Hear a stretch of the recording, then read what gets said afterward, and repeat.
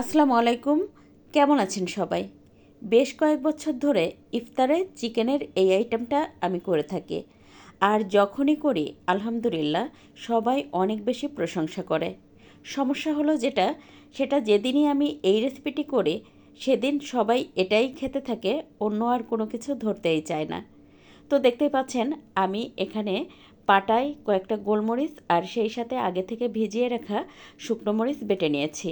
আর এই শুকনো মরিচটা খুব বেশি ঝাল না, দেখেই অনেকেই বুঝতে পারছেন। এবার বেটে রাখা মরিচের মধ্যে দিয়ে দেবো 1 কেজি পরিমাণ চিকেন, সাথে দিয়ে দেবো স্বাদমতো লবণ, সেই সাথে দিয়ে দেবো 1 চা চামচ পরিমাণ ধনে গুঁড়া, সাথে দিয়ে দেবো আধা চা চামচ পরিমাণ গরম মশলা গুঁড়া।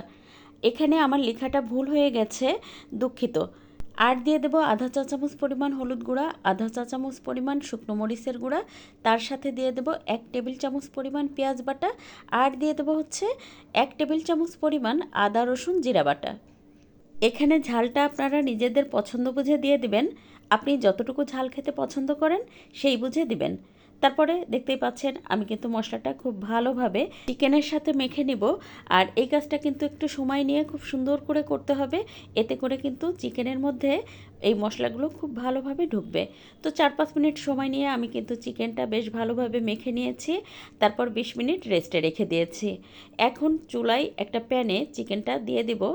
আর দেখতেই পাচ্ছেন আমি কিন্তু চিকেনগুলো একটু বড় বড় করে কেটে নিয়েছি। এখন এর মধ্যে 1 কাপ পরিমাণ পানি দিয়ে তারপর চুলার আঁচ হাই রেখে 5-6 মিনিট রান্না করে নেব। তারপরে চুলার আঁচটা মিডিয়াম লো করে দিয়ে এটা পুরোপুরি সিদ্ধ হওয়া পর্যন্ত অপেক্ষা করব, আর মাঝে মধ্যে নেড়ে দিব। আজকের রেসিপি ভালো লাগলে প্লিজ একটু শেয়ার করে দিবেন, আর একটা লাইক দিয়ে পেজ ফলো করে পাশে থাকবেন। এখন চিকেনের মধ্যে একটুখানি তেল দিয়ে দেব, দিয়ে তারপর বেশ ভালোভাবে নেড়ে চেড়ে মিশিয়ে দিয়ে আরও একটু সময় নিয়ে রান্না করব, যেন মশলাটা পুরোপুরি চিকেনের গায়ে গায়ে লেগে যায়। তো দেখতেই পাচ্ছেন আমার কিন্তু চিকেনটা খুব ভালোভাবে সিদ্ধ করা হয়ে গেছে, আর পানিটা শুকিয়ে গেছে, মশলাটাও কিন্তু চিকেনের গায়ে গায়ে লেগে গেছে। ঠিক এরকম হবে। এবার চুলায় অন্য একটা প্যানে বেশ খানিকটা তেল ভালোভাবে গরম করে চিকেনটা দিয়ে দিব। তো আমি একটা একটা করে চিকেন দিয়ে দেব, আর দেখতেই পাচ্ছেন চিকেনের গায়ে কিন্তু মশলাটা বেশ ভালোভাবে লেগে আছে, এতে করে কিন্তু চিকেনটা খেতে অনেক বেশি ভালো লাগে। এবার এই চিকেনগুলো 5-7 মিনিট সময় নিয়ে আমি বেশ ভালোভাবে ভেজে নিব, এতে করে ভিতরটা পর্যন্ত খুব সুন্দর ভাজা হয়ে যায়। যেদিনই আমি ইফতারে এভাবে চিকেনটা রাখি বা অন্য অন্য দিন করি, সেদিন তো বাড়ির সবাই অনেক বেশি খুশি হয়ে যায়। আর ইফতারে থাকলে অন্য কোনো আইটেম খুব বেশি ধরতেই চায় না, এটাই খেতে চায়। এটা যে কী পরিমাণ মজার হয়, একদিন হলেও আপনারা তৈরি করে দেখবেন, ইনশাল্লাহ অনেক বেশি ভালো লাগবে। তো দেখতেই পাচ্ছেন প্রায় 5-7 মিনিট ভেজে নেওয়ার পরে বেশ গোল্ডেন ব্রাউন হয়ে গেছে। এখন এটা তেল ঝরিয়ে তুলে নেব। যে পাত্রে তুলবেন ওই পাত্রে একটা কিচেন টিস্যু দিয়ে তারপরে চিকেনগুলো তুলে নেবেন, এতে করে আর তেল কিন্তু থাকবে না। তেলটা ওই যে কিচেন টিস্যুতে খুব ভালোভাবে শুষে নেবে, আর একদমই তেল তেল থাকবে না, খেতেও অনেক বেশি ভালো লাগবে।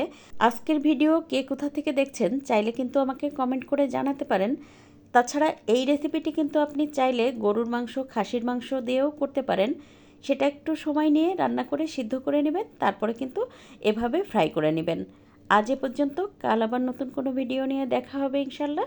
সে পর্যন্ত সবাই ভালো থাকবেন, সুস্থ থাকবেন। আল্লাহ হাফেজ।